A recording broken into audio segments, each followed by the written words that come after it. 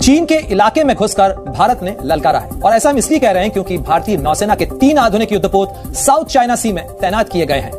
और ये तीनों युद्धपोत इस समय उस इलाके में हैं जिसे साउथ चाइना सी कहा जाता है और जहां अक्सर चीन ने जबरन कई द्वीपों पर कब्जा किया है। चाइना के लिए ये कोई अच्छी खबर नहीं, बहुत बुरी खबर है, जबकि इंडिया के लिए ये बहुत ही अच्छी खबर है। इससे पता ही चलता है कि इंडिया का इन्फ्लुएंस दुनिया में किस तरीके से बढ़ रहा है कि इंडियंस क्या कर रहे हैं, किस तरह ताल्लुक को ट्रांसफॉर्म कर रहे हैं। ठीक है जी, अमेरिका और जो इंडिया है वो मेजर डिफेंस पार्टनरशिप में चले गए हैं। ये बात ठीक है कि वो the target is China. Asia में बाद में चल के एक ही ताकत रह सकती है, चाइना हो या इंडिया, दोनों एक साथ नहीं रह सकते। ये इंडिया को भी पता चल चुका है। एक ही रहेगा, या तो इंडिया रहेगा चाइना रहेगा। और मैं आपको दावे के साथ कह सकता हूं कि चाइना नहीं रहेगा। इनको पता लग गया है कि चाइना के पेट पे लात कैसे मारनी है। चाइना नहीं पिट सकता। इंडिया 2020 में पिट चुका है इंडियन सोल्जर्स के हाथों। पूरी दुनिया को पता है चाइना में भी क्राइसिस चल रहे हैं। सुने ना, चाइना पे इतनी जज्बात क्यों भर रहे हैं? चाइना में भी बहुत से क्राइसिस जन्म ले रहे हैं। चाइना को बहुत सी चीजों में इंडिया ने बीट भी कर लिया, हम क्यों नहीं मानते? अमेरिका जो है वो भारत को नेवल लॉजिस्टिक हब बनाने जा रहा है। भारत को नेवल लॉजिस्टिक हब बनाने जा रहा है।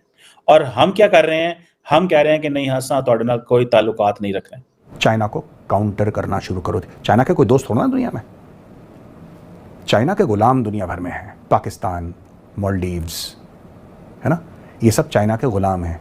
भारत के दोस्त बहुत हैं, चाइना के गुलाम बहुत हैं। ये फर्क है चाइना और इंडिया। पहुंचे हैं भारतीय नौसेना के 3 जहाज। चीन के नाक के नीचे तैनात नौसेना का पूर्वी बेड़ा। भारत ने दक्षिण चीन सागर में तैनात किया युद्धपोत। सिंगापुर की नौसेना ने तीनों युद्धपोतों का स्वागत किया है। इसमें यह भी बात कही जाती है कि क्योंकि अब ये बात हर कोई करता हुआ नजर आ रहा है कि अगली जो 2 बड़ी पावर्स हैं वो इंडिया और चाइना। तो चाइना तो पहले बहुत अच्छे से कोशिश कर रहा है, तो अब इंडिया काफी ऊपर आता हुआ नजर आ रहा है। तो आप समझते हैं कि ये भी एक बड़ी वजह है कि 2 नेक्स्ट पावर्स के बीच ये एक गेम है कि ठीक है, हम तुम्हें नहीं बनने देंगे और हम तुम्हें नहीं बनने देंगे। तो क्या चाइना का ये वजह भी हो सकती है? देखिए, 2005 के करीब, अराउंड 2005, अगर foreign affairs, foreign policy magazines वगैरह हम पढ़े तो एक बहस अमेरिका में और वेस्टर्न ममालिक में ये चल रही, who is going to be the next challenger America का, इंडिया या China. So that was the presumption. But लेकिन उस जमाने में चाइना की 2 या 3 ट्रिलियन डॉलर की इकोनॉमी थी, लेकिन चाइना ने पिछले 15-20 साल में बहुत तेजी से इज नियरली 80% हो गई है अमेरिका का economy wise. So they have focused on America. तो मुझे लगता है कि अब जैसा कि फोरकास्ट हो रहा है ना कि हु विल बी, अब फॉर मिसाल के तौर पे गोल्डमैन सैक्स की रिपोर्ट आई कि 2075 में number 1 economy China, number 2 India, number 3 US. तो by 2035 US will become number 2 और फिर उनके अनकरीब इंडिया विल कैच अप। तो सारा वेस्ट की जो डोमिनेंस है globally depends on American economic and military power. अगर ये चाइना और इंडिया के पीछे हो जाएंगे तो यूरोप तो बिल्कुल थर्ड वर्ल्ड की तरह हो जाएगा। And the only way to prevent these 2 countries from going forward is to have a war between the 2। तो अगर चाइना और इंडिया खुदा ना खास्ता जंग लड़ लेते हैं, एक सीरियस किस्म की जंग, तो आप सोचिए किस तरह की कैजुअलिटीज, इनकी इकोनॉमिक बैकवर्ड हो जाए। दोनों मुल्क इकोनॉमिकली सफर करेंगे and they will become backward. And then ये सारे फोरकास्ट के the West will become behind, वो सारा खत्म हो जाएगा।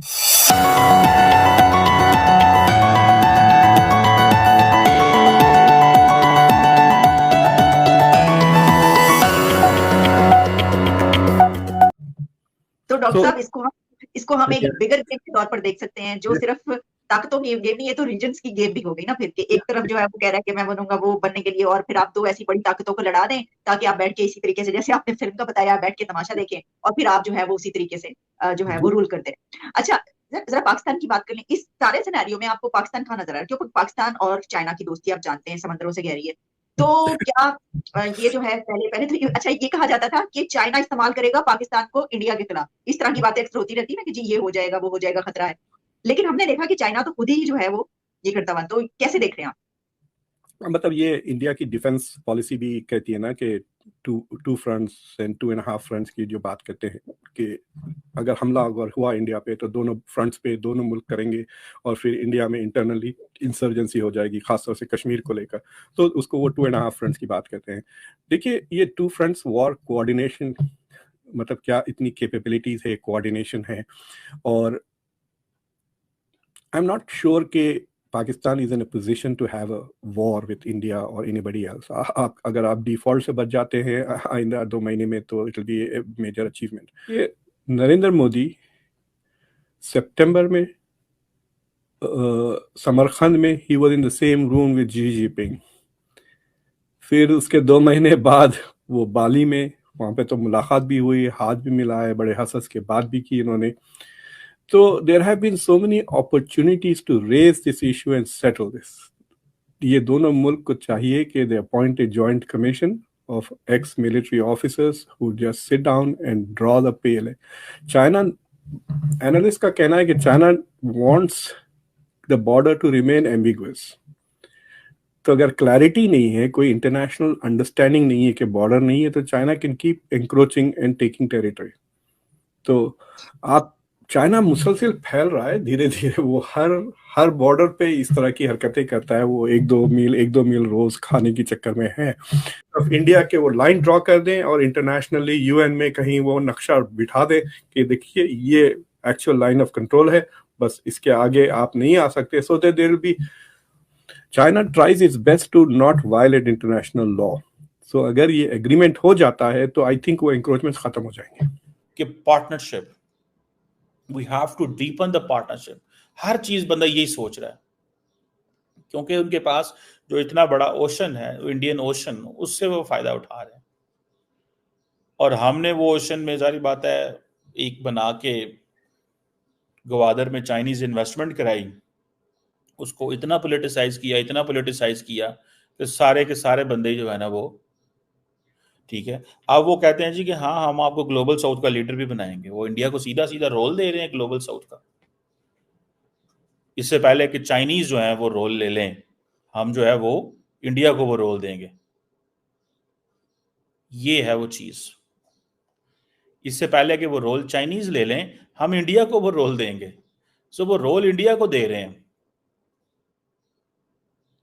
उन्होंने पूरे का पूरा जो रिलेशनशिप है वेस्ट के साथ वो चेंज कर लिया। आज देखें कि वो क्या है। आज वो इंडिया को नेवल लॉजिस्टिक हब बना रहे हैं।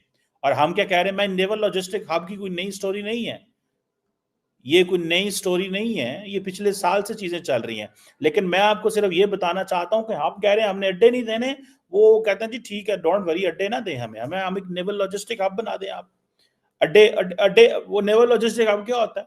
अड्डे ही होते हैं, और क्या होता है? वो अड्डे ही होते हैं। हमेशा की तरह आप सबसे रिक्वेस्ट है कि जिसने भी चैनल को सब्सक्राइब नहीं किया है, प्लीज चैनल को सब्सक्राइब करना ना भूलिए। साथ साथ बेल आइकॉन को भी क्लिक कर देंगे तो हो सकता है कि आपको नोटिफिकेशन भी मिल जाए, इसलिए कि आजकल बहुत से लोगों को नोटिफिकेशन नहीं भी मिल रहा। तो जिनको नोटिफिकेशन नहीं आ रहे वो प्लीज हर कुछ घंटे के बाद आकर, जब भी टाइम मिले, जब भी आपके पास थोड़ा सा टाइम हो, तो आकर चैनल पे देख लिया करें कहीं कोई नई वीडियो तो नहीं आई। तो बिल्कुल इससे आपको पता लग जाएगा कि नई वीडियो आई है या नहीं आई है। लेकिन बहरहाल साथ साथ ये लाइक के बटन को भी क्लिक कर दें, और जब ये सारे काम आप लोग कर लें तो उसके बाद वीडियो भी देख लें।